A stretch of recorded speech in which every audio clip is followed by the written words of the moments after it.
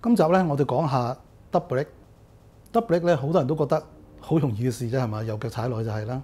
其實 double brake 咧都有好多學問嘅喎。我哋常見有啲朋友揸車咧，double brake 都唔係好理想啊。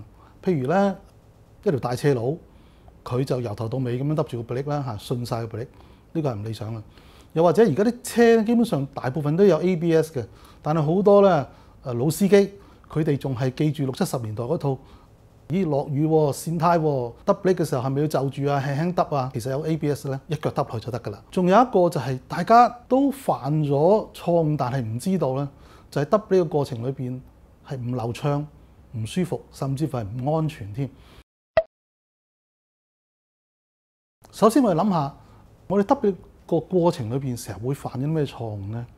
第一就係個停車嘅位置，好多人咧停車嘅時候咧，跟到前面嘅車有咁貼得咁貼，呢個唔好嘅。一個好嘅停車位置咧，應該係前面嘅車唔知發生咩事嚇，佢開唔翻車死咗火喺度，我都可以唔褪後，好輕鬆咁樣走得到。呢一個位置，呢個距離咧，就係一個合適嘅距離。我哋揼 brake 嘅時候咧，我哋亦都唔應該用呢一個位置作為我哋最後嘅停車位置嘅，因為咁做咧係有啲危險嘅。我哋喺揼 brake 嘅過程裏邊，個 brake 唔知發生咩事啊，或者車胎唔知發生咩事啊，有時揼到埋去咧，可能嗰個停車嗰個情況冇我哋想象中咁理想嘅，咁結果向前衝咗少少。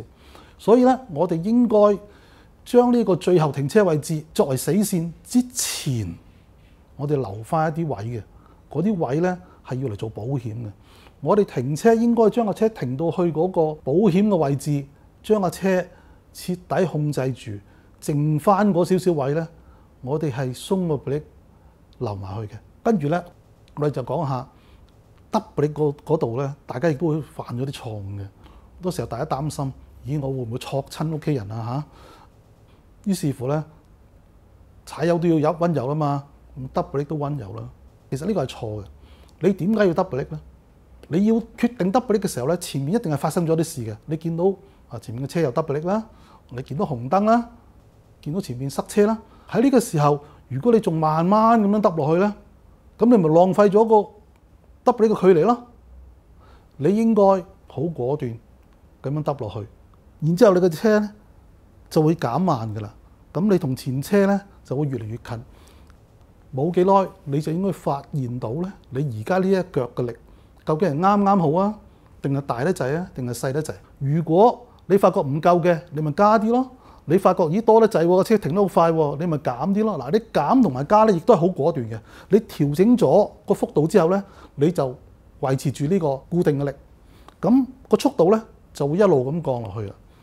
去到一點，我哋頭先講過，我哋停車唔應該停到同前面嘅車太貼噶嘛。呢一個咧就係我哋最後停車點。我哋應該喺個最後停車點之前咧，就完全將架車咧控制住，然之後剩翻最後少少距離咧，係等架車係流過去嘅。咁我哋點樣做咧？嗱，個力量係固定嘅，個速度一路跌，跌到去我哋離開停車最後嘅停車點，我哋講嘅1米到啦。當時嘅車咧個速度可能已經得翻1-2公里嘅啦。我哋咧就將嗰個剎車力咧就可以減啦，唔好放晒喎，剩翻少少。車咧係會繼續嘅，但係減慢速度咧就好細咧，係流過去啦嘛。之後到個車去到最後停車點嘅時候，我哋需要喺呢個位停定咧，輕輕俾少少力，呢個力咧就真係好少嘅。然之後咧架車咧就會停定，喺停定嗰一剎那咧，我哋鬆一鬆隻腳。嗱，如果你係揸手波咧，呢個時候你應該係踩低咗幾粒子，你隻右腳咧係可以全部鬆晒嘅。但係如果你嘅自動波咧，因為個 N 展同個波箱咧係連住，係不斷咁推個轆，我哋咧鬆呢下力咧，我哋唔可以完全鬆晒嘅，但係咧就要好仔細鬆靜少少。鬆呢個力嘅目的係咩嘢咧？因為喺你停車過程裏邊咧，你嗰啲彈弓啊、杯士啊，甚至乎車身啊，一路都係受住一個扭動嘅力噶嘛。咁我哋要將呢個力放翻出嚟。咁然之後咧，架車你發覺咧，完全靜止晒啦。咁喺呢個時候咧，你再輕輕踩翻實架車，確保架車唔會再喐，咁然之後拉手掣，呢個就係一個好完美嘅剎車啦。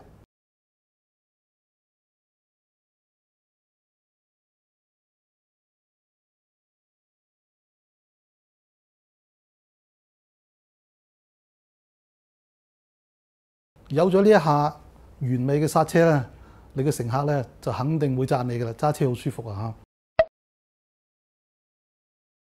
除咗呢樣嘢之外咧，我哋喺使用迫力嘅過程裏邊咧，我哋仲有好多留意嘅地方㗎。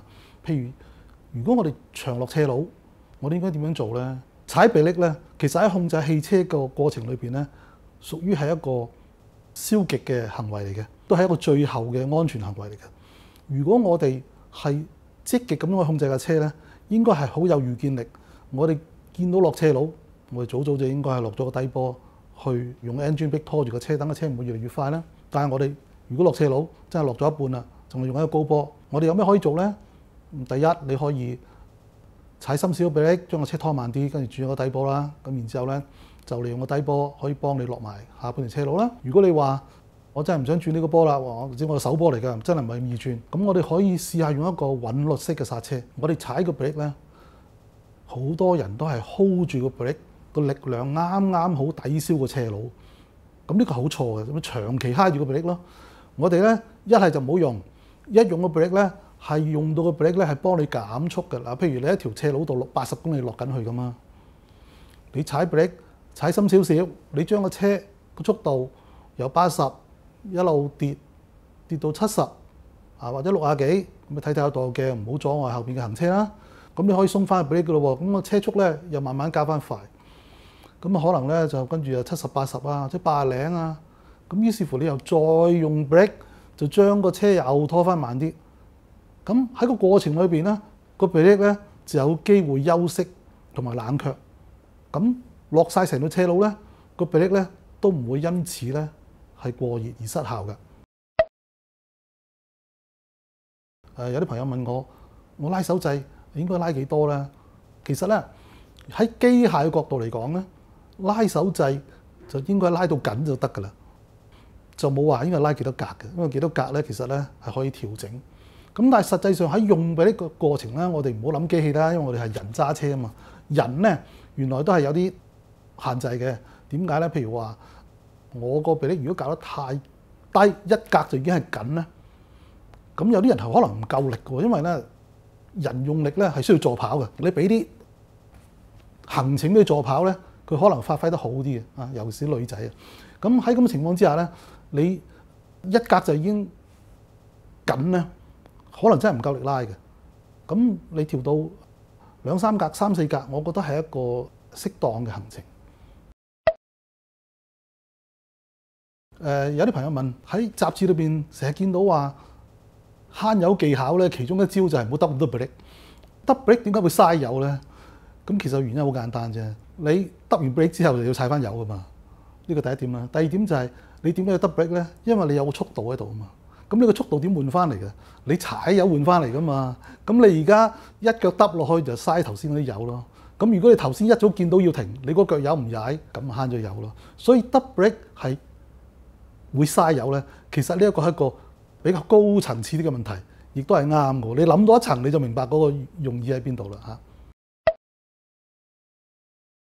有啲朋友咧就中意研究呢個比較高級啲嘅揸車技巧，佢就會問 left foot brake 係點樣嘅咧？left foot brake 咧咁啊，顧名思義咧就揾左腳去踩個 brake 啦。如果你係揸個小型賽車，咁你就好有呢方面嘅經驗。但係我哋大多數嘅人咧都係18歲考牌學車嘅，咁我哋就由頭到尾咧都冇呢個咁嘅經驗啊！我哋個迫力都係用右腳去踩，習慣咗，尤其是揸手波朋友啊，你習慣咗呢個左腳咧踩嘅時候大力，鬆嘅時候溫柔，而右腳咧踩迫力同埋踩油門咧都係好仔細嘅。所以如果叫你用個左腳去踩個迫力咧，往往咧就會太大力㗎啦。咁但係點解賽車啲人會用呢一個咁樣嘅技巧咧？因為如果我用個左腳去踩迫力，我隻右腳就可以唔放開個油門啦。咁我嗰個 engine 一路 keep 住工作，無論個 turbo 啊或者係個氣缸裏邊嘅壓力一路維持，我個 brake 剎完之後，我個 engine 就唔需要等時間咧去重新出力啊嘛。咁所以咧就會賺咗少少時間㗎。咁至於我哋日常揸車係咪應該去修練left foot brake 咧？我覺得修練還修練咯。如果你未修練好之前，就唔好喺馬路上隨便試用啦，因為咧的確唔係咁容易嘅。另外一個大家都好有興趣嘅技術咧，就係叫做 trail braking。係點樣嘅咧？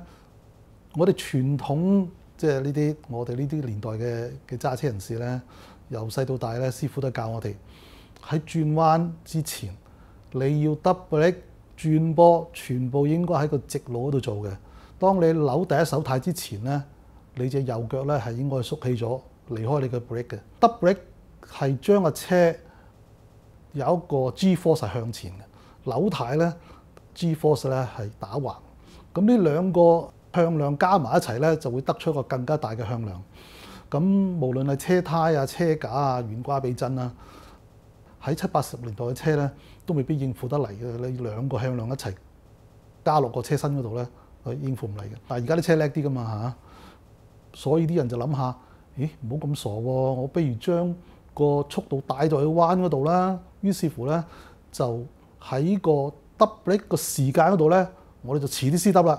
咁咧，而且咧係一路帶住個臂力，帶住個更加嘅速度咧，去扭入個彎心嗰度。咁當然，如果你個車應付得嚟，咁就會快好多啦。但係大家咧記住一樣嘢喎，呢啲咧係賽車嘅技巧嚟嘅，因為你咁樣做咧，其實係無論對於車架啊、車胎啊、懸掛避震咧，都係用到個車嘅好盡啊。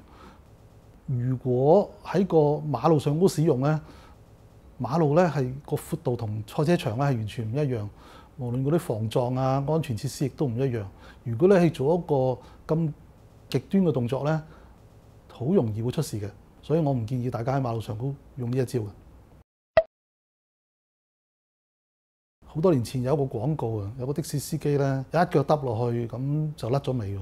咁我哋就會諗一諗，急剎呢樣嘢係點樣去處理咧？有啲時候我哋真係要急剎嘅，因為無論你幾有預見力都好啦，馬路上都唔係得你一個人噶嘛，有其他人、其他車，佢可能做咗一啲咧完全係超乎你想象嘅事，咁你真係要急剎啦。而家嘅車咧就好叻嘅，有 ABS 啦，仲有好多平衡系統，基本上都可以保證你嘅車咧係一個直線嘅情況之下急剎。急剎兩頭走咧，好多時候都個司機咧係自己太緊張扭一堂軚啫。如果咧係鎮定啲，捉住堂軚揼落去咧，而家嘅科技咧係可以幫你 keep 到架車咧好平穩咁樣停低落嚟。最後就係有乜嘢辦法係令到喺急剎嘅過程裏邊個車裏邊嘅乘客都唔會話有一個好大嘅衝擊咧？喺頭先講一個完美剎車嘅過程裏邊咧，就提過一樣嘢。我哋喺 double 呢個過程裏邊咧，所有嘅彈弓杯士啊、車身車架咧，都係一個好繃緊嘅狀態。你俾翻少少時間去釋放佢。當然啦，你話我急剎我都唔夠時間都撞到人啦，咁冇可能鬆臂力嘅。但係如果你個急剎，你發覺我 OK 啦，成功停得到啦，唔會撞到啦。然之後你鬆臂力嗰下咧，你試下俾多啲咁多時間去鬆，咁就可以將頭先猛烈揼車咁大嘅向前衝個力咧，係將佢化解於無形。呢一集咧，我哋講咗大家好有興趣嘅剎車技巧啦。下一集我哋會講剎車嘅機械結構同埋發展。